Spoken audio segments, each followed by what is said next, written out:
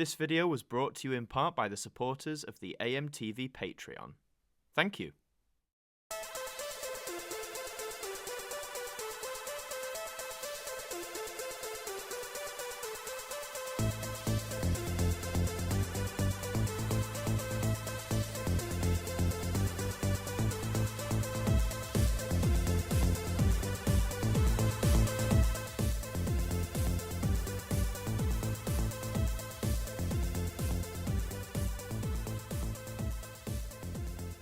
Hello everybody and welcome back to AMTV Radio. This is the podcast where I'm joined by a very special guest each time and we chat about whatever the hell we want to, quite frankly. And this time I am joined by someone you might know his masterpieces, including the bitch fight of Canary, Wharf, or recently Not My Daleks, for example. I'm joined by Joe Vevers. How you doing, man?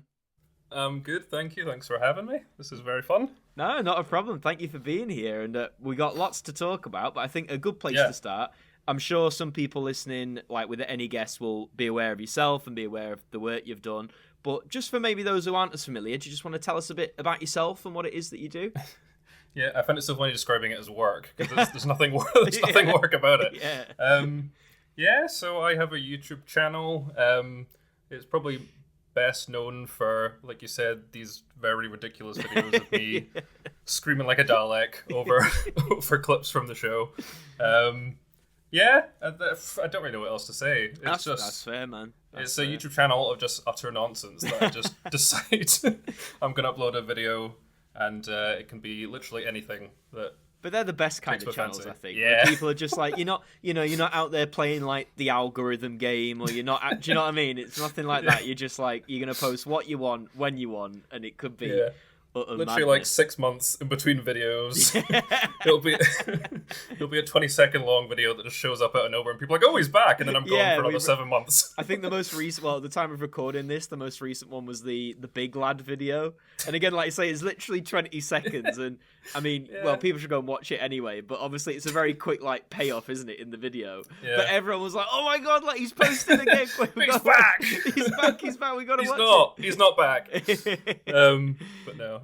That's fair, it's just I just upload whatever comes to mind, and I like it, man. If it makes me laugh, it goes up there.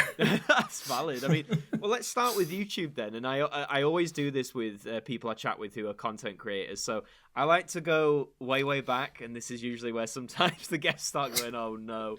I like to go back. I privatized all the worst of it, don't worry. Oh, see, do you know what? More and more people recently, because I always say, the first video is this, and they always go, well, the first video that's publicly available, and I go, right, okay.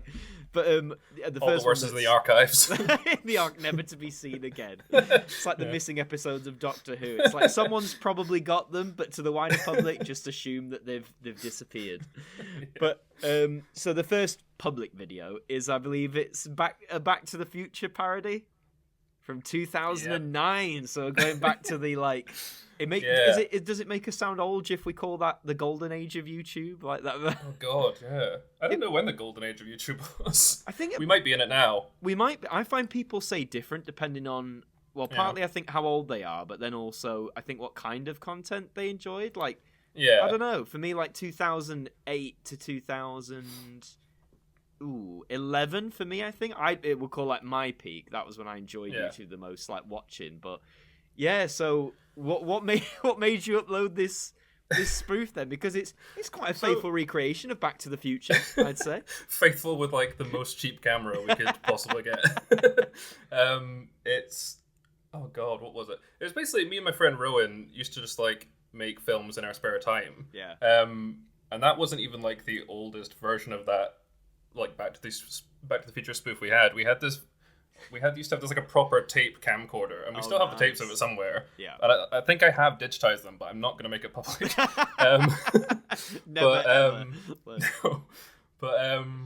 It was just one of those stupid films you make as a kid. And it was just one weekend we were like, because we love me and my friend love Back to the Future. It's one of my favorite films. Yeah. And we were just like, let's just stick on the closest approximation of the movie costumes we could find, which was a white dressing gown and my stepdad's like body warmer that was completely the wrong color for Marty McFly, and make a film, and that's pretty much what happened. And then like there used to be a FX program, I don't know if it's still around, called FX Home. Yes, I remember that. Yeah, and we got like a free trial of it because we were like, there were loads of YouTube videos at the time of people doing lightsaber fights. And we're like, oh, we got to do that. I was like, you download the program, you're like, I have no idea what I'm doing with this. So we like, there's a bit at the end of the Back to the Future spoof when the car disappears, and that was like just about managed to get some like spark effects to make the car disappear. And like, I asked my mum to like drive as fast as she could into our driveway. But yeah, it was just one of those stupid films you make and is now immortalized on YouTube, much to my friend Rowan's pain. I love how it's in multiple parts as well. Like it's not. We tried to make it a saga that stops at part 2. I love it, and it just. I watched part 1, and I had to smile because it is that classic. You know, like you say, any camera you can find, microphone quality, which for people like us of a certain age, you sort of go, ah, like because you remember those microphones and like how you just come on camera, the audio is just like. Yeah, if there's any shouting, like you've got no just chance. Like the movie. Yeah, just like in the film.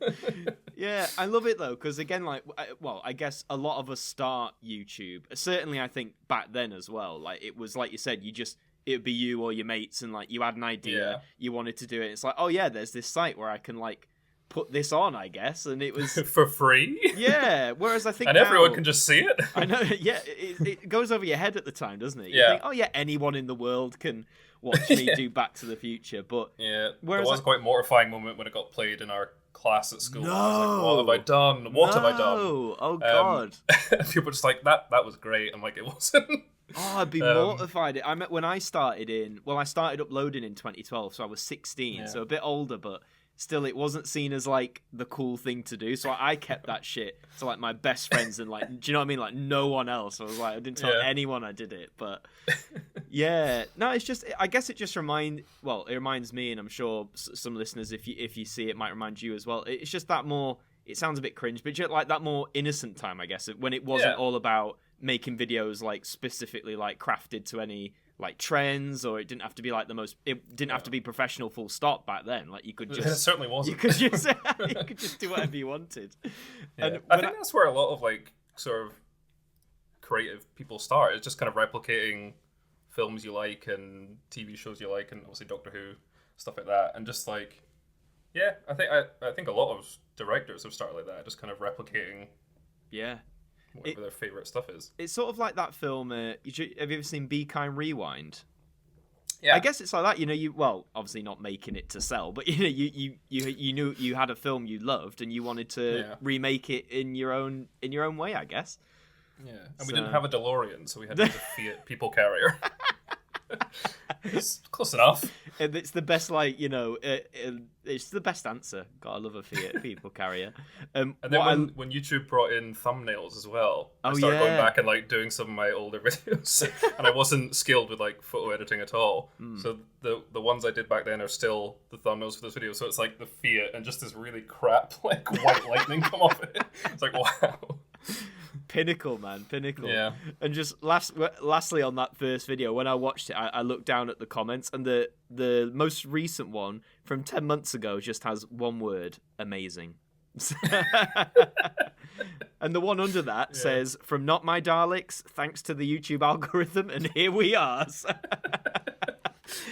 So you can rest assured it's still being viewed here and there. You can see why I receded to not having my face in videos. Just like, I don't want my name on this. No, for sure.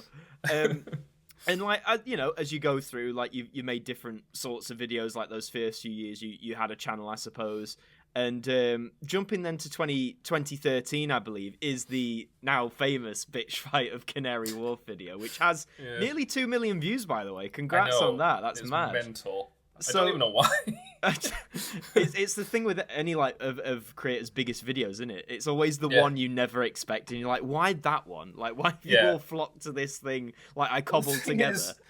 There's another video I have on my channel that was another one of those like 20-second long MP4 ones. Yeah. Which is literally just... So I saw a video on Reddit of a pika, like a little pika animal thing. Yeah.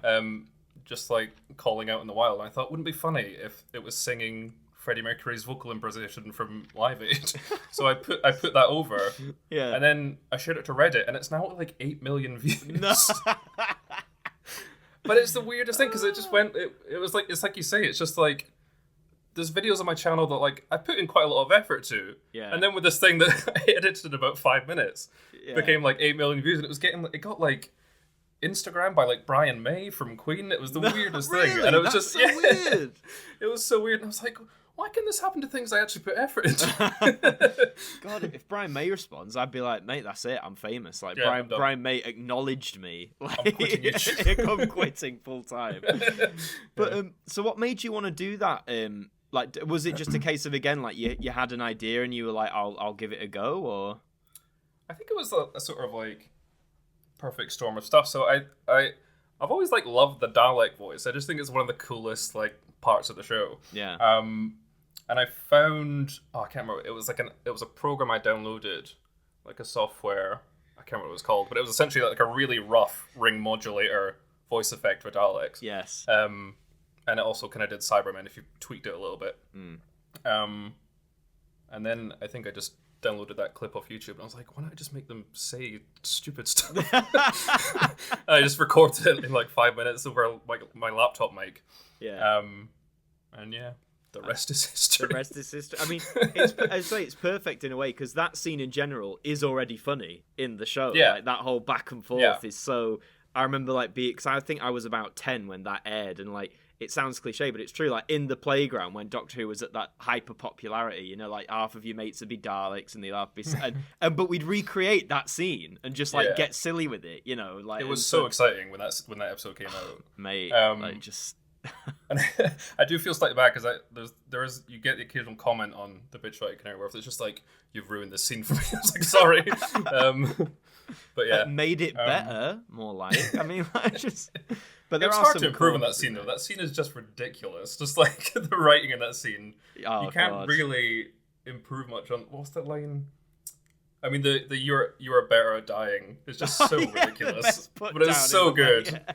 It's like, why does a Dalek need to be like that petty so to go sassy. Out of its way to just like say, oh yeah, do you know what you're better at? Dying. What about dying? It's like, you know, if it was one of those rap battles where there's like a crowd and they say, oh, you're better at dying. Someone's probably done that, you know, that clip where they're all like, oh, but. And my favourite line, I think, is the classic, this is not war, this is pest control. Like, why does a Dalek know what pest control is? Like, why does it need to say that? It's so funny. Oh, it's classic. But I mean, for anyone who hasn't, if you haven't seen this video, right, what are you doing? It's been up for 8 years now. You need to go and see it. It's very good. And from there, you've done several. You've done several different skits from different parts of the show. Not My Daleks, man. That was great. I love that. Cheers. I love the bit as well when you like, sounds so simple, but when the Dalek goes in the casing and you turn on the modulation, you're like turning on my ring modulators. It's so good. But so when that one took off, then when Canary Wharf took off, was it like did you instantly like have ideas for more, or was it just like, is it you watch the show and then as you're watching it you think, oh yeah, I could. Do you know what I mean? Like, what? Yeah. Where does it come from? But it took quite a while to sort of like get any real traffic because it kind of sat on my channel for quite a while, and I think I maybe uploaded a couple videos after it. But it didn't really go much further than like my friends and stuff. I'm like, oh, that's funny. But I shared it to Reddit. And typically they don't like you to share your own work. No, they don't. I think I've been kicked off a few subreddits for that. So. But I think I managed to just like, for some reason, get away with it. And then from there, it kind of started claiming a bit. Yeah. And then I think after that, it was just sort of, just like picking my favorite episodes, really. But like, how can I make these dumb? Yeah. So that's why there's quite a lot of like the clips from Parting of the Ways in the videos, just because that's like my favorite episode. So good. So I use that one way too much. Typically it's just like, I mean, it's quite funny with the newer episodes coming out because like I'll watch it as a viewer just watching the watching the episode. But in the back of my mind, I'm like, I wonder what I could do to make this stupid and put it on YouTube. It's weird, isn't it? I guess it's like how people who do like Doctor Who reviews of an episode are like watching it, but they're also making notes. It's like you like say you're watching it, thinking, how can I make this like a good meme? Like, where's a good meme in here? But yeah. I mean, we'll talk. I think the first episode of the current series, Flux. I mean, I think there's a lot of meme. We'll talk about it a bit later, but I think there's a lot of meme potential in there, personally. Definitely. Has there been a favourite of the like little skits you've done on your channel, or any video? Is there like one video where you're like, out of everything I've done, like that's the one for you where you're happiest with it? Yes, there is. Oh yeah. I was quite happy with I did one when I got 10,000 subscribers. Yeah. And it was like, the idea was the Daleks are annoyed they only have 10,000 subscribers, so they want 1 million. Right. And it was just like them kind of like infiltrating loads of different like YouTube stuff. So there was like, I don't know if you watched the Game Grumps. I did like a parody when it had like the Game Grumps intro and stuff, and I just remember like finishing it. I was like, I'm quite happy with that one. And then like you say, the most recent Not My Daleks one, it's just because at the time on Twitter there was so much discourse about like the show and all that kind of like Not My Doctor stuff, and I was like, wouldn't it be funny if you could like make the new Daleks seem like seem like that? Yeah. No, it's good. It brings just more joy to the fandom, right? Like you say, unfortunately, with a lot of division at the minute and all that stuff, it's nice to have a bit of a laugh at the end of the day. So it's good. And at the time of recording, you're nearly at 40,000 subscribers. So congrats. I mean, that's which is mad. Not bad considering I haven't uploaded a video in like 6 months. You've got the perfect thing. You can just take long breaks and people still subscribe. It's He's great. Back. No, it's fantastic. And so. Outside of that, are you a director yourself then? Not really. I went to uni for screenwriting, and we did quite a bit of like directing with that. Yeah. And it is something I would love to do more of. I love sort of making films and stuff like that. But yeah, it's sort of just finding the time to write when I can, and yeah. Especially after the last 18 months as well. It's a bit, a bit like, oh god, how do we do that? But it's like, how did you? Because I think everyone has a different story of how they got into like Doctor Who, the franchise or the show. Like for myself, and I know many others, it was obviously the revival. My dad saying, "Oh, they're bringing this show back," because he remembered it, and saying, "Oh, you're 9, you'll like this." I mean, he was right. So what was your intro? Was it sort of similar, or did you know it before it came back? Or it was pretty much the same. It was like, I think 2005. My mum was like, "Oh, we'll sit down and watch this show." Yeah.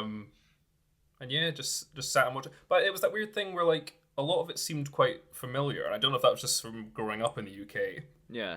Like when the Dalek episode came around, I was like, these seem familiar. Like I feel like I know what this was. Yeah. And kind of with the first shots of the TARDIS as well, I was like, this seems like a familiar image. Yeah. But yeah, and then it was just, it was weird how like instantly I was hooked as well. I don't know if that was the same for you. Yeah, but, like I remember watching Rose, obviously with like I literally did not know anything about Doctor Who before that. I didn't know what the TARDIS was. I didn't know what a Dalek was, anything like that. And I don't know, just I got hooked like really quickly and was like, I need to watch week after, and it just built every single week. So yeah. I don't know if it's that. It was just that thing. I think what Russell T Davies did so well was like setting it in the real world, and I think that's what kind of hooked me so much. It was like, especially my family have like ties to Cardiff as well, so like it was when we watched the first episode, my mum was like, "Oh, that's in Cardiff," so it was quite interesting seeing like. It felt like something that was in the real world, and I think that was what was so like engaging about it from being a 10-year-old. It's just like, and weirdly like the sounds as well, like the sound of the TARDIS, like completely hooked me. I don't know why. Yeah, it is though, isn't it? It's strangely the music and stuff like that. But that feeling about real life, I've had that recently with the new series being in Liverpool, because I lived there for 6 years. I went to uni there, but it's basically like my second home. So when you have like that panning shot of the museum and all that, I was like, oh my, it's weird, isn't it? It's like, oh my god, like I know what that. It's like saying I know what that is. I've been there. I've done it. It's a very bizarre feeling. Did you ever have the unfortunate event then in those early days of the revival where you missed an episode live? Because repeats were still I think there was the one on BBC Three, but some people I didn't have BBC Three back then because it was digital only, wasn't it? And we hadn't gone digital yet, I don't think. So if I basically, for me at least, Series 1 and I think Series 2, Series 3 I think we got covered, but Series 1 and 2, if I missed it live, unless someone had taped it on a VHS, that was it until like the DVDs came out. So yeah, did you miss one or two live back in the day? Yeah, I think that was still on the day of like taping it on VHS and stuff, wasn't it? Yeah. Shows our age a bit, but you know. So. I missed the second episode. Right. I missed End of the World, and I was absolutely gutted. Because I think by that point I was like already hooked, and then I definitely saw it when it was going out, so I must have seen, like you say, I must have seen the repeat or something. I don't know. Yeah. But then I remember watching The Unquiet Dead, the third one, and at the time I was like terrified of zombies. So, like, great, this one was perfect. Then, so like, and for some reason, I was watching it alone. Right. My family were like out of the room because it used to be like my family would all watch it together. Yeah. And for some reason, I was watching Unquiet Dead alone. It's like I'm out and just left because I was too scared. Wow. But yeah, I think it was only the second one I missed because then afterwards I was like, whatever I'm doing Saturday at 7 o'clock, I'm in front of the TV and watching Doctor Who. And then to the point of like when the finale came out, Parting of the Ways, which was like I said, a favorite episode. We watched it at my house, and then I went to my friend's house because they used to play it. I don't know if you remember. They used to play it when it went out at 7 o'clock, and then they played it later the same night on BBC Three. Yes, yeah, they did. About 10ish, I think. Yeah, so like, I was hanging out with my friend at his house. I was like, I need to go and watch Doctor Who again. So I was like in their parents' room at the TV, just like. Oh, it was so those first few years though, I think when people who came into the revival at that time, that it's hard to like describe sometimes to people who it sounds so, but you know, if you weren't there, it is like how exciting it all was, and like you say, like Parting of the Ways, how big that was, and it was huge. Yeah. So and I remember it being such a big thing at my school as well. I don't know if that was the same for you, which doesn't really feel like is the case anymore. I don't know. It feels a little bit like it's not as huge in the UK as it used to be, like in terms of people speaking about it. But anyway, like I just remember that finale at our school, like being like, "Oh, it's on tonight." Yeah, but there was. I remember there was a real buzz. Like those first few years, well, pretty much through the whole RTD era. Yeah, it was like the thing of school. It's like, oh, have you watched Doctor Who? And I'd agree with you. Maybe it's not as talked about in schools, and it is an embarrassing story. I mean, I don't go to schools a lot, so no. Full disclaimer: we don't visit schools. But one of my part-time jobs is teaching kids drama and musical theatre. And recently, we're recording this early November, but we had our like Halloween week, and we said, oh, you know, you can all dress up as whatever you want. Now, me, of course, being so prepared, I didn't actually have like a traditional Halloween-y costume, if you like. So I was like, right, what have I got? And I was like, oh, I've got a 13th Doctor outfit, Jodie Whittaker. And I was like, that's fine, because I still had to teach. So I was like, right, fine, I'll whack it on. And loads of the kids, I am sad to report, were like, who have you come as? And I was like, oh, no. I was like, that's such a shame. You'd think they'd still know. You'd think so.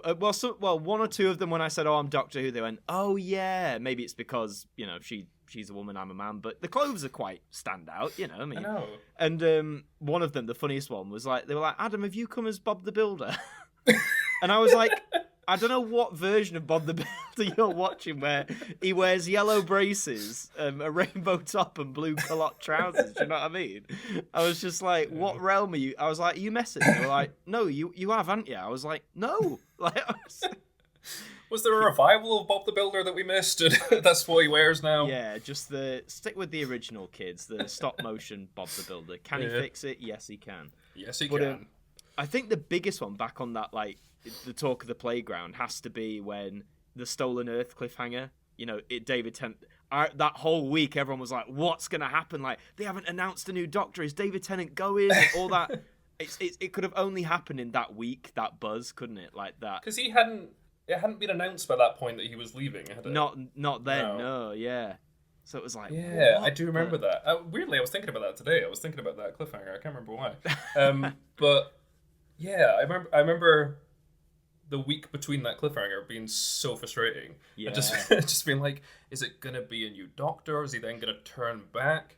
Imagine that. But I don't know. I mean, I was going to say that would be silly, but then it's probably not as any more silly than what they actually did. Yeah. I'll shoot it into a hand instead. I'll put it in a hand. Put it in a hand. Hey, there's an idea for a video. Have him regenerate, and then it's just Chris Eccleston just turns around to the shocked Fantastic. faces. Yeah, hello, I'm back. So that would be good. What's going on around here? What's going on? It's that famous Big Finish clip. Hey, what's going on around here? I just think I did write that into a video, by the way. Just FYI. Did you? Oh, I'm gonna it's not come out yet. Oh right, glad to hear it. And it may never come out because it's animated, and it takes ages to animate things. Of course, yeah. I just think that I've shown people like Stolen Earth, like who never saw it on broadcast, don't know the context of it, and still the cliffhanger gets them like, whoa, like is this where David Tennant? But of course now they say, oh, is this where David Tennant turns into Matt Smith? You're never gonna get that same reaction in that week gap of like literally what is gonna happen. It was that first time they used that to be continued as well. Yeah, no next time trailer or anything like that. Yeah, terrifying. Yeah. Oh, them in our old man chairs. Them's were the days. That was it. That was it. I rewatched it on my VHS tapes, which I probably did. Even 2008, I think I was still recording on VHS. I was so. They never released Doctor Who on VHS, like as in the new series, did they? It was always DVDs. I think Series 1, the press got VHS, like press copies as it were. There's a guy on, I can't remember his name, so if you're listening, sorry. There's a guy on YouTube who I think has worked in the press, and I watched a video of his ages ago where he was showing he had VHS tapes that had like Rose, End of the World, like press tapes. But never to the public. I don't think. I think it came back just at that turning point when VHS finally like died off. They finally gave up. They were like, but forget it. It lasted late though, because I remember my grandmother, for some reason, she didn't watch films. I don't know why. She had Harry Potter and the Prisoner of Azkaban, which was 2004, mind you, on VHS. And I think back, I'm like, what? Why did they like that late? Like, why? Why did they bother? Because I think the last VHS I had was Philosopher's Stone. Yeah. Even that was pushing it. I know. Like, I think as soon as you hit like 2000, it's like, okay, guys, we don't need to do this anymore. Like this big. I know. Yeah, just chunk it in. I think I've still got the first, Spider-Man, the Tobey Maguire film. I've got that on for some reason. I've got that on VHS. On VHS? I suppose that was in 2002, wasn't it? Yeah. And the box is like special 25-minute bonus feature after the do you remember those days? Like you'd fast forward past the credits just to see if there was like a bonus thing at the end of the tape. Oh, them's were the days. Again, we're only we are young audiences, not that old, right? But I don't know if you feel it does feel like a long time ago though, like that. Yeah. Those early days of the revival, it does feel comparatively ages away. It's weird now that even DVDs are kind of becoming less used. Very slowly, but they're getting there. I'm trying to get like as many physical DVDs as I can, just because I love having like the access to like bonus features and stuff. But you don't really get streaming stuff. Well, I'm finally making the jump to. I'll throw my hands up. I was a Blu-ray snob for years, right? Partly because I'm partially sighted, so the difference of like quality it depends on like the TV and the mastering and stuff. But for the first few years of Blu-ray, when they were just coming out with it, and obviously not everyone had like a big TV, I could not see the difference at all. They'd be like, "Look, it's HD," and I'd be like, "No, it isn't. It's beautiful." It's like it looks exactly the same. So I held off on Blu-ray for years and years, and now I'm kicking myself because I'm slowly upgrading the DVDs I have to Blu-ray. But I'm kicking myself. It's like, you're an idiot. Like, you should have just jumped on the. But Blu-rays were. I mean, it's like any new tech. They were expensive when they first came out. It's like 4K now, though. Are you on the 4K train at all, or no? Well, like, I think that's the thing. Like, I do like the idea of Blu-rays, but I think I would need a better TV to really appreciate them. That's it. Do you notice like a massive difference between DVDs and Blu-rays? Well, I've started to in recent years because I recently upgraded my TV to. I think when Blu-rays first came out, when mates would bring them over or whatever on their PlayStation 3s, because that I think at the time was technically the cheapest Blu-ray player you could get at one point because they were costly. But back in the day, I don't think my TV was equipped for HD, which is probably I didn't see it, but even when I got a HD TV, my first HD TV, I couldn't really see much of a difference. But now I've got one that I think is built for 4K. So yeah, I do see it a lot more now. But someone played me a 4K the other day, and I was like, unless I'm like in a cinema, I ain't gonna see. Do you know what I mean? Don't think but I'm not fully in it. I'm not gonna upgrade to 4K. Blu-ray's enough. I think that's my limit. I'll stick to Blu-ray. And I'll stay there, but yeah. I do remember that leap between I think it was Series 4, which was the last because I think when they went to the specials, I think they started doing high def. They did, on BBC HD. Oh yeah, before that all died. The specific HD channels. Yeah, it's so strange. But I do remember there being quite a big leap because I remember, I guess it would have been Planet of the Dead was the first one. Yeah. I do remember that sand looked very crisp. You're like, I was like, wow. Yeah. David Tennant never looked so good. I must admit, and specifically Doctor Who, I've noticed it even more now in the Whittaker era. I think in terms of cinematography, for the most part, I think the current era looks absolutely gorgeous. And like especially the last episode. I thought it looked incredible. My God. The CGI, I was like, whoa, am I watching Doctor Who or something? Like, this is... But I think, isn't that maybe because since they haven't gone abroad, they've saved that budget for the... And I'm like, guys, can you do this more? Like, can you just not film abroad? Because I imagine it's also because they were only doing 6 episodes, they can kind of spread it out a bit further. So maybe it is like... I guess it depends how the series goes. But if there's a good sort of fan response to it, I can imagine they maybe look at like, well, maybe we'll do another 6-episode series and just make it really like as good as we can. Absolutely, rather than spread out. Well, how many do they normally do? Like 10. I think it was 10 before. Yeah. No, I think it looks great. And bringing up to speed with the Whittaker era. So obviously you got hooked in the Russell era, the first Russell era, of course. Russell won. Russell won. But was there any time? I always find this interesting to ask people. Was there any time growing up when? Not that you fell out of love with Doctor Who, but where you felt, I guess, like the engagement dipped. Because I always remember when Matt Smith came in, and I like Matt Smith, nothing against him, but like I was 14, 15, which is a very funny time of life anyway. And I'd still watch Doctor Who every week, but a lot of those stories at the time didn't really connect with me as much.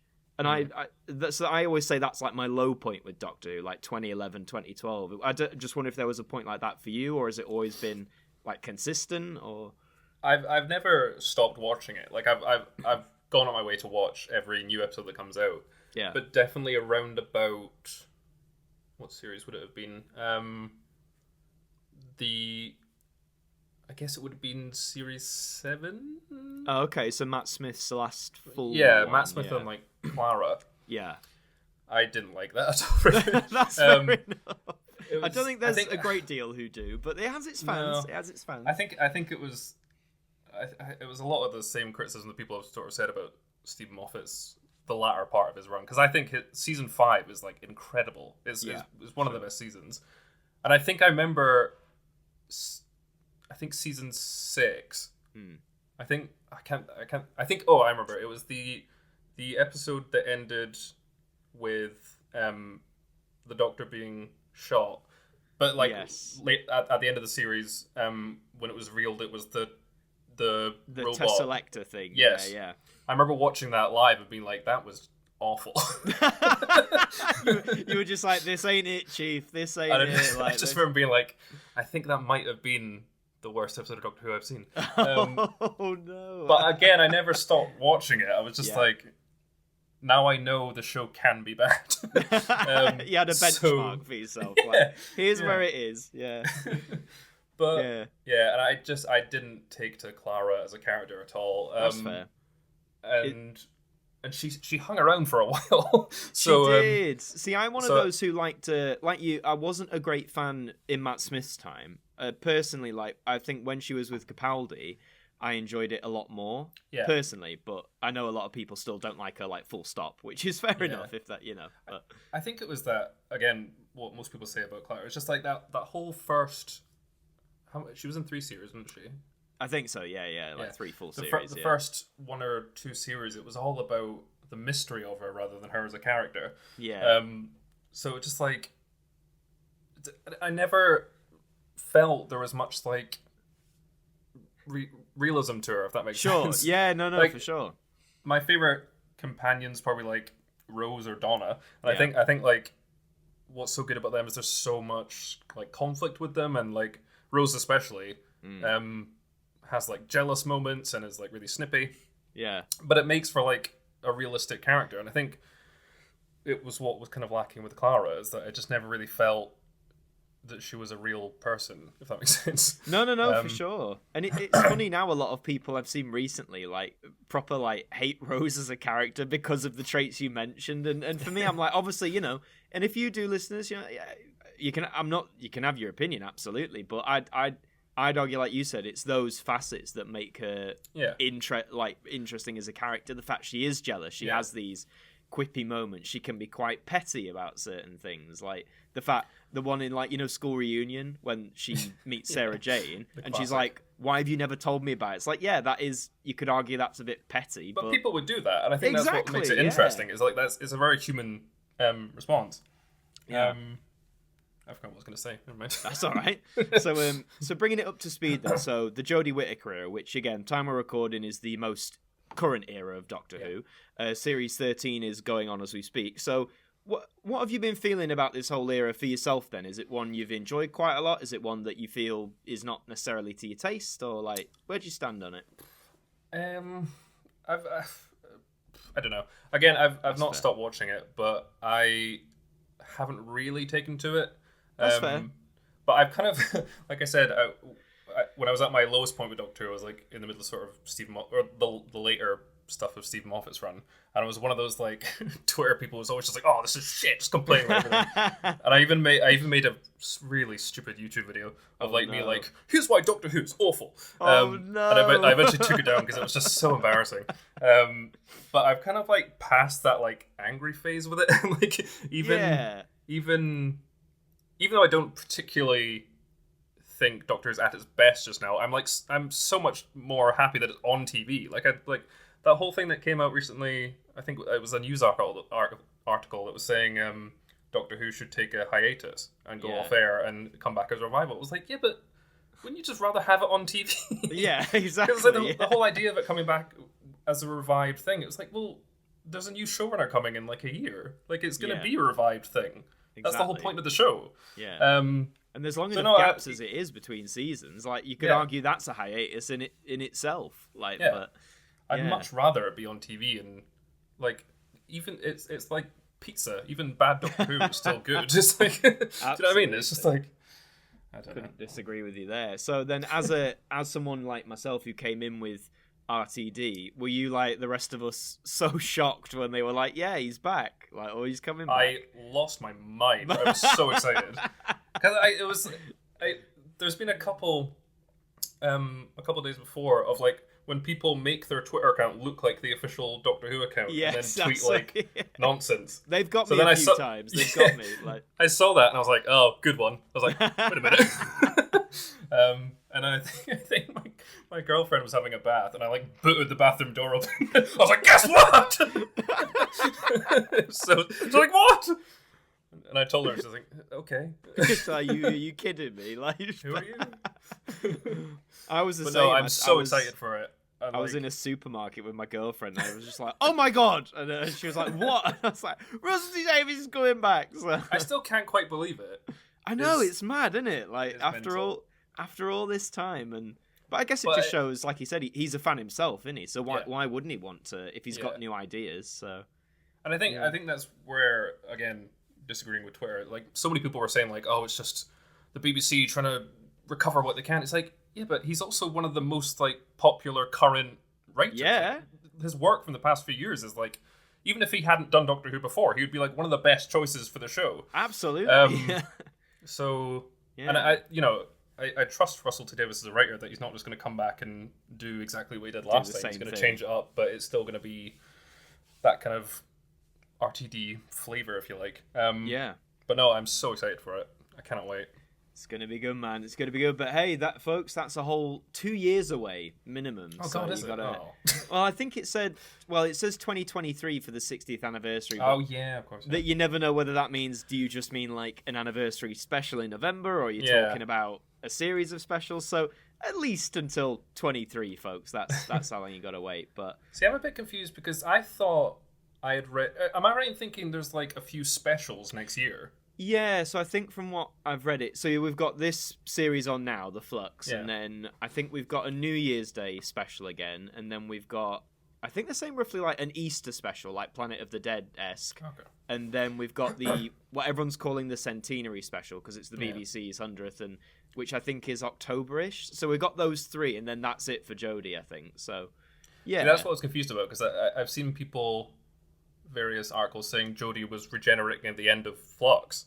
Oh, right. Okay. But she is staying for the special, isn't she? Like, yes, I believe so. Yeah, unless they've just pull lied the rug to under her us. feet. Yeah, she's gone.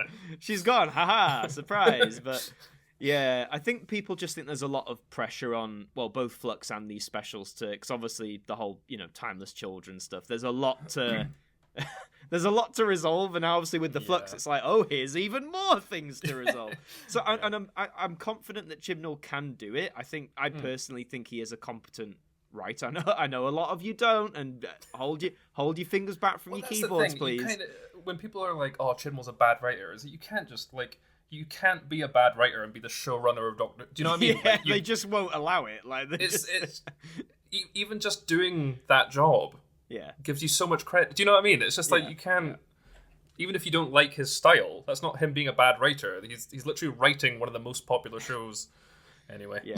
No, it's just I think that's where the whole like Chibnall bad meme comes from. It's just that people that saying, "Oh, he's a bad writer" without any base whatsoever. But yes, RTD 2023. That sort of rhymes. What did you think in general about the Timeless Child thing? I call it everyone's favourite as a joke because everyone loved it, didn't they? Timeless Children. Universally loved. Universally loved. Best episode of Doctor Who. I personally, when I watched it live, obviously I think like a lot of us, it was like, whoa, okay, like this is a whole new ball game and like trying to process it.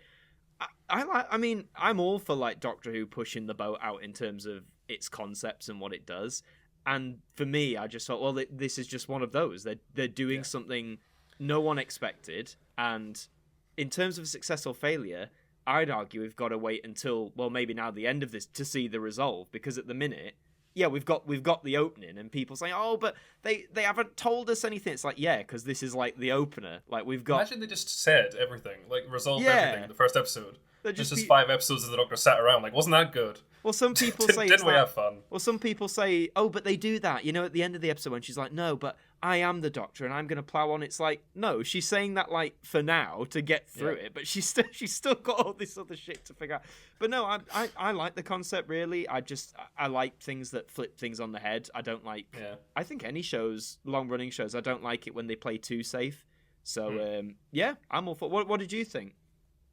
I think when I watched it live, I was confused. I was like, oh, I don't know what that means going ahead. Yeah. And I think, like you said, I'll sort of wait till the end of Flux to see what I really think about it. But then I guess it doesn't really change the show that much. It's just a sort of background lore kind of thing. Yeah.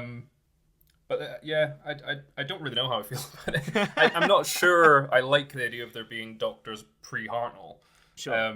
But then I have no real defense for why I think that. I'm just like, but Hartnell's the first. Maybe it's just our established. I mean, we've been used to him being the first for nearly 60 years. So maybe it's a bit of that, do you think? Just like force a habit? Or and I think I'll need a bit more clarification on things before I'm like, oh, okay. Because like the whole thing with why the fugitive doctor, is that what Ruth's doctor? I've heard that fugitive, the whole reason doctor, why her TARDIS looks like a phone box is a bit confusing. But that's just one of those things that came up, and I was like, oh yeah, why does that? All to play for. Hopefully, Jo Martyn will pop up again. I really hope she does. She was so good. Fingers crossed. If she doesn't, I think that's a little bit of an injustice to what's going on. But hey, we'll see. We'll see. Don't let us down, Chibs. Come on, last stretch.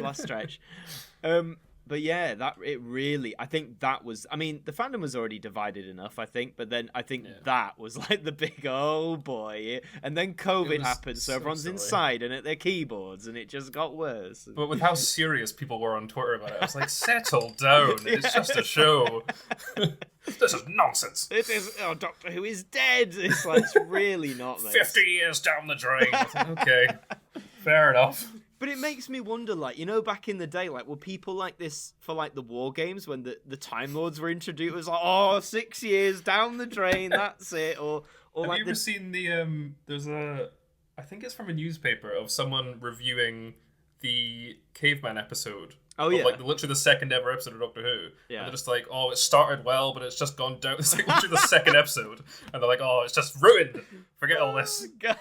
I was like, history just hasn't changed, really. See, folks, even as far back as the second episode, this has been a thing. Not my Doctor. Not my Doctor. But, I mean, it happens. I mean, every era gets a reprise, though, doesn't it? Like, I remember when I got into the show and started learning about Classic Who, the Sylvester McCoy era, on the whole, so including, like, the stories people love now, like Remembrance of the Daleks and The Curse of Fenric, like, the Seventh Doctor's era back in, like, 2005, it was like, no, you don't watch that one. Like, that's the embarrassment. We skip all of it. Whereas now, everyone's like, the Seventh Doctor's era, man, is so good, you need to watch it. It's funny how it can all tumble in the opposite direction. People said that about bloody Christopher Eccleston's era. They're like, really? Just move past that and go straight to no, 11th hour. I was like, no. Series 1 is like one of the best things of television ever made.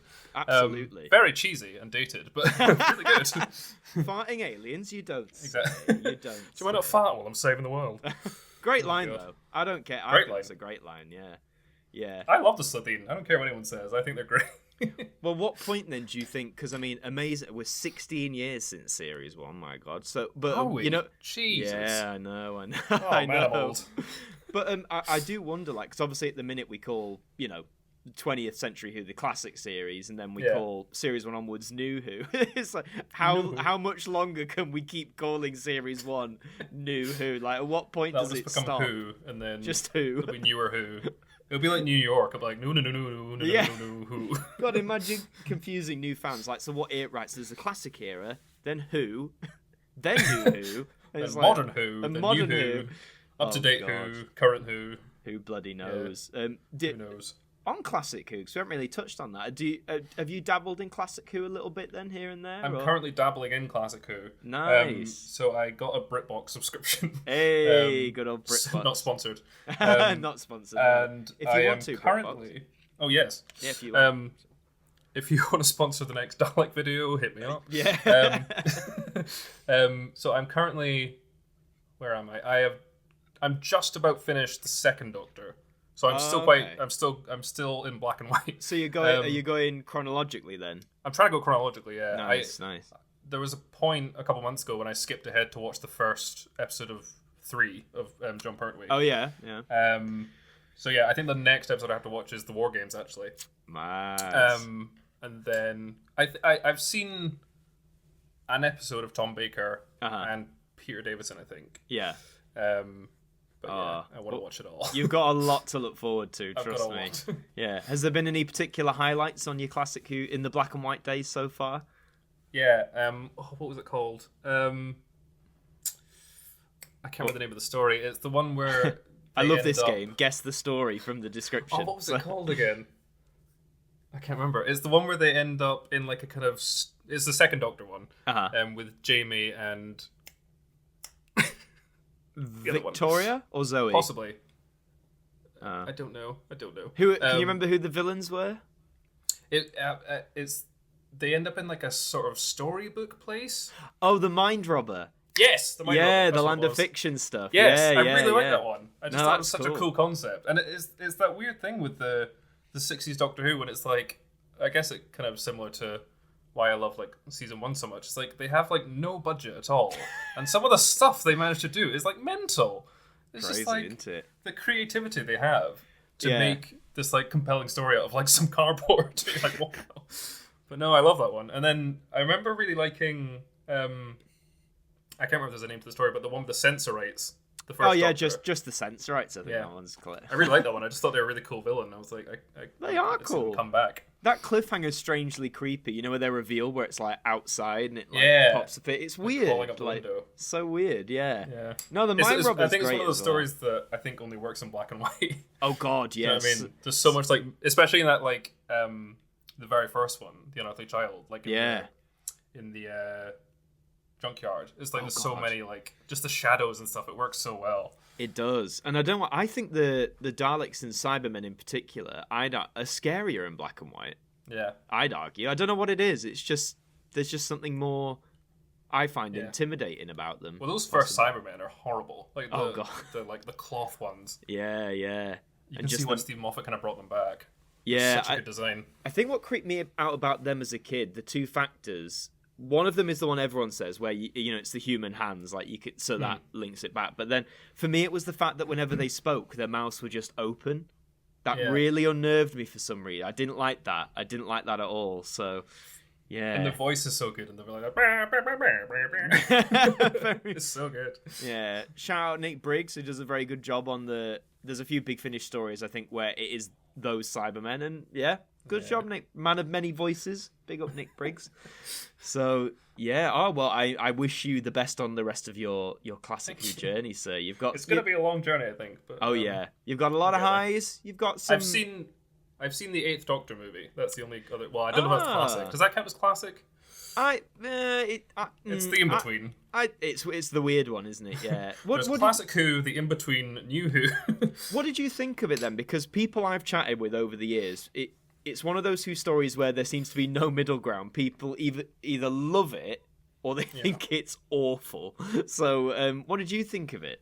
I think I quite like it. Yeah. I think it's like of what I have seen of classic Doctor Who so far. I think it is a weird kind of middle ground between that sort of the feel of classic Who, but then the kind of modern cheesiness of the first series of New Who, and it's ridiculous, like the whole thing. Oh God, yeah. When the Master's like a slug, and like, I haven't seen it in ages, but I remember watching it, be like, I actually quite like that. I think, and Paul McGann's so good in it. I love Paul McGann. I haven't really dipped at all into his Big Finish stuff.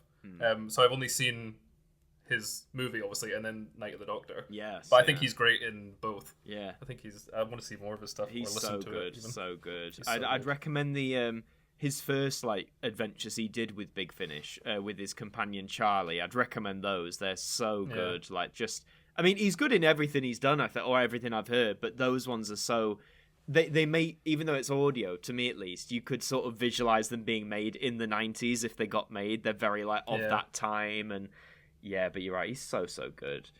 Well, I remember Russell T Davies talking about like how like the state of TV is with like Disney Plus and stuff, and he was I don't know if you've seen the article or interview. He was saying like the potential to have like Doctor Who spin-offs, like loads of spin-offs, and like have a series where like every episode it's like one of the old Doctors coming back and stuff, and like I can imagine him being mad enough to try something like that and have Paul McGann come back and like I don't know. I'm just so looking forward to his era and what he excited, all the potential possibilities.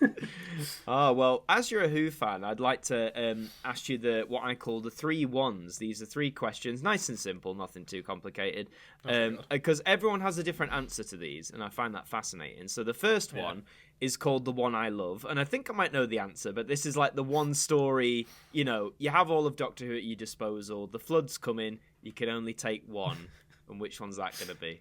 This is a very specific circumstance. I know, well, I started just asking... coming, I'm like, I've got to save my Doctor Who episode. I know, you've got to make it dramatic, you know, got to add the stakes, so... So this is which episode I would save? Yeah, it's not necessarily. If a flood was coming. Yeah, it doesn't have to be like necessarily your favourite story, but it's the one where you think, if I could only go through the rest of my life with one episode or one full story, episode or story, which would it be? I mean, I think it's got to be Parting of the Ways. I thought so. Yeah. Well, like Parting of the Ways, it was the first DVD I got of Doctor Who when I was like 10 or 11. Oh, was it those volume ones? Yeah, it wasn't even the box set. It was like the purple. That's it, yeah. Part 4 and at the time they were a rip-off as well. The price on them. God. Yeah, and I just watched that like on repeat, and there was like quite a few years when I could quote Parting of the Ways like the whole episode. Nice. But yeah, it's probably that one. I just like it's so nostalgic for that like peak time of Doctor Who in my life, but it's also I can just rewatch it like today and just it's such a good story, and it's like I think people give it a bit of flack for the kind of Deus Ex Machina Rose showing up, but like I don't know, I just love it. I just think it's so, and like the tone of it as well, like the way they use the lighting in that, and then Marigold's music. Oh gosh, which so much of it didn't make it onto the soundtrack, which I'm so frustrated about. But yeah, probably Parting of the Ways. So good. It's still my favorite to this day after, what was it, 16 years? After 16 years. Just to nail it in that bit more. Ace, good choice. Well, the second one is called One and Done, which is basically sort of the opposite. It's like, you've watched Doctor Who, and it's a Doctor Who episode or story where you've watched it and it's finished and you're like, I'm either never going to watch that again, or I'm only going to watch it after like, a very, very long time. I think something like Nightmare on Silver. Oh, okay. Yeah. It just had a lot of all the things I don't like about Clara are kind of present in that episode. Sure. And I just remember finishing it and being like, that wasn't bad, but it was just like, eh. I've always felt with that one, like the whole Cybermen constantly upgrading sounds like a great idea on paper, but then when you actually see it, it's like, this kind of that scene of them like whizzing through the room. I just thought that was just silly. Oh dear, that was a special time. Yeah. Ace. Well, and the final one is called Back to Square One, which is more of like a recommendation. So say you've got a friend or a loved one who maybe has heard of the name Doctor Who, but they've never seen the show before, and they're like, what the hell? But this isn't necessarily like you'd start them on a marathon. This is, you can only show them one episode or story as a recommendation. Which would you choose? I have thought about this so much. Really? I've thought about my answer. For me, it would be the Silence in the Library and Forest of the Dead. Ooh, okay. I think it's just like, as a standalone thing, it's like one of the best like horror, thrillery, like sci-fi things. But then it also introduces so much of like the sci-fi stuff that I love about Doctor Who. Like, obviously that's the first time you meet River. Yes. So I think people will watch that and be like, "Oh, I wonder what that's about." And then it's got like one of my favorite endings of any Doctor Who story, like everybody lives, and then the Doctor snapping the TARDIS door open with his fingers. Yeah. It's so good. Yeah. I just think it works for like long-time Doctor Who fans, but I think if you're watching that, because I think people's typical answer is something like Blink. But I don't think Blink is actually that represents. I don't think it actually represents Doctor Who that well. No. So I think if you watch because like my dad doesn't like Doctor Who at all, right? And I tried to get him to watch Blink, and I can't remember if we watched it or not. But he was like, "Is the rest of the show like this?" And I was like, "No." Because I think if you watch Silence in the Library, Forest of the Dead, that does represent what Doctor Who is kind of like, because there's like thrilling chases and all this kind of mystery box stuff. Yeah. So yeah, I think that. And it is good. It's funny it's you mentioned that. I rewatched that on Halloween right before Flux. Oh, did you? Yeah, I'm not sure why. Do you ever have that moment where like you'll just be going about your day and you've got like a spare hour and you think, oh, and then a random episode will pop in your head and you go, I'll just watch that for no real. Yeah, that happened, and I'm glad it did, because I'd forgotten how good that two-parter is. It's just so good. Everything about it, like, and all the emotional stuff, like with Donna as well. And I completely forgot. I mean, spoiler if you haven't seen it, but I mean, it was 13 years ago, guys. I'm assuming you've seen it. Catch up. Yeah, if you're listening to this podcast, I assume you've watched a little bit of Doctor Who. I completely forgot that moment at the end, when everyone's come back and she's looking for, I can't remember his name, her husband. Her husband. And then she goes and he's there. I forgot about that. And I watched it, I was like, so horrible. And he can't say Stephen a name, Moffat. and it's just, But it's so good. It's like the perfect like plant payoff thing, where it's just like, it's just kind of thrown in as like, oh, he's got a stutter. And then it comes back at the end, and it's so brutal. So heartbreaking, man. Like, there you go. That's if Doctor ever does What If, that could be like, what if Donna had seen him in the library? But because Russell wants to do his spin-offs, so maybe. On spin-offs then, just quickly. So on the, we've had obviously we had Torch with the Sarah Jane Adventures and Class. Did you watch any of those, and what did you make of each of them, if you have? Yeah, I watched Torchwood when I was probably way too young to be watching it when it first came out. I wasn't allowed. Or, you know, well, I was for 10 good when reason. it started, and they were like, "Oh, it's rated 15." Probably not. Yeah, So. I don't really know. I don't know if my mum just didn't really know what it was. That's fair. But yeah, a lot of it is very weird. Yes. But when Torchwood is good, it's like incredible. Absolutely. And I think the Children of Earth. Children of Earth, yeah. Is amazing. Miracle Day, I wasn't that big a fan of. Yeah, I didn't really follow through with that one, personally.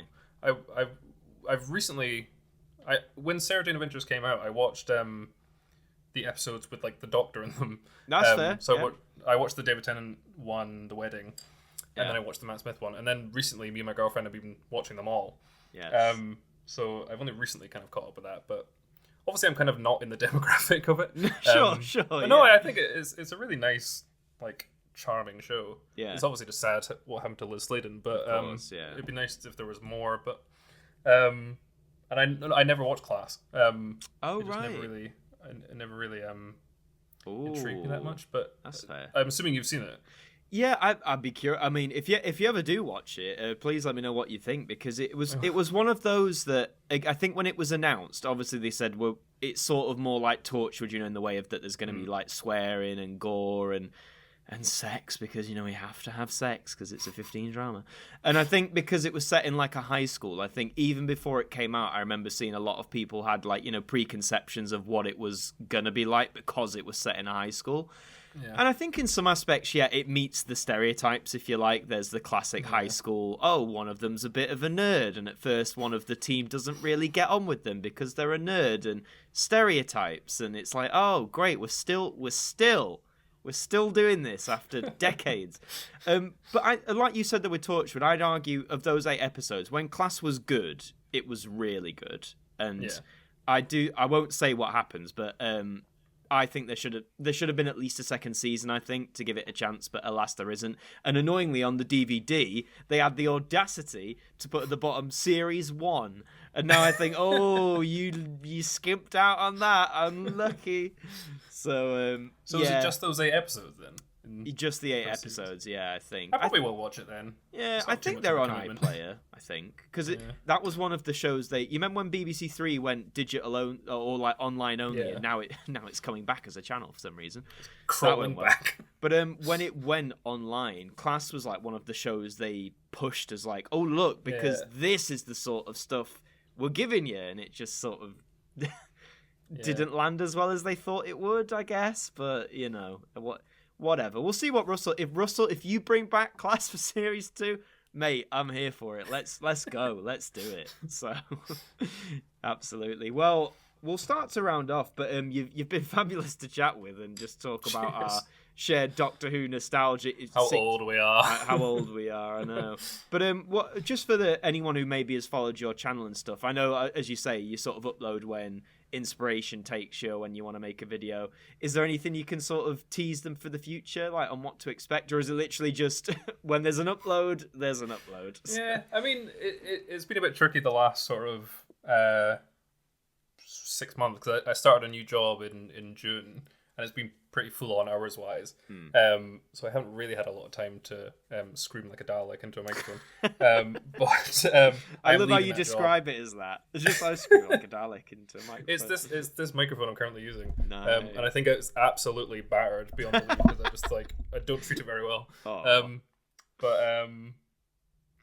Yeah, so at the end of this month I'm leaving that job. Right. So, and there's a couple ideas I've been kind of brewing to kind of maybe put onto YouTube. Nice.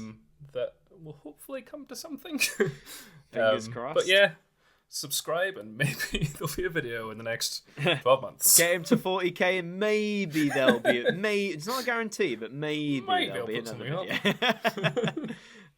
Ace, man. Well, just before you go then, you sort of did it there as well, but if there's any of your like social medias you want to shout out or any projects, feel free to do so. It's mostly just YouTube. That's fair, fair, yeah. Which is Joe Vevers, my name. Very creatively titled.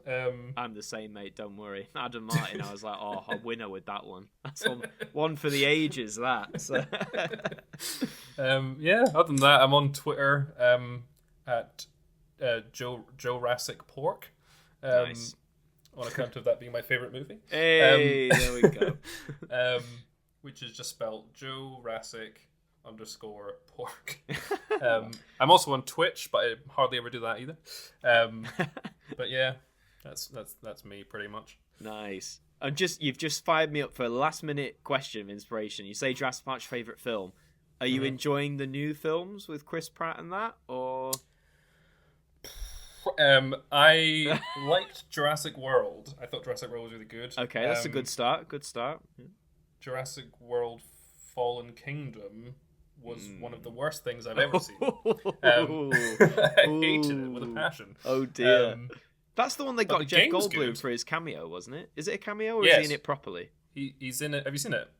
I remember seeing the trailer, and obviously they hyped. He says, "Welcome to Jurassic World," or whatever he says in the trailer. Is that literally it?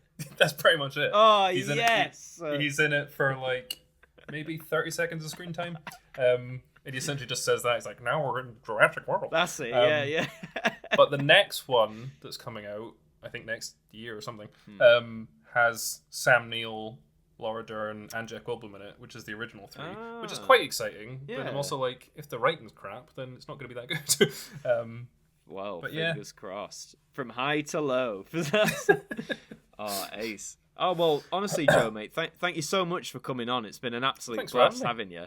And for the listeners, thank you for listening. If you're watching this on YouTube, please feel free to leave a like if you enjoyed it. Let us know in the comments what you thought. Feedback's always appreciated. And subscribe as well if you enjoyed what you heard. And if you're listening on audio sites, hello. We're on Spotify, Apple Music, basically any podcast. There's so many of them. Hopefully we're on all of them now. I think you can follow, join. They all have they use different adjectives. It's very annoying, but click that button if you enjoyed what you heard. We'd love to have you aboard. And all that's left to be said is, Joe, mate, thank you so much once again for coming on. Thank you very much for having me. It's been a lot of fun. Glad to hear it, mate. Glad to hear it. And for all you listeners, I'll catch you next time.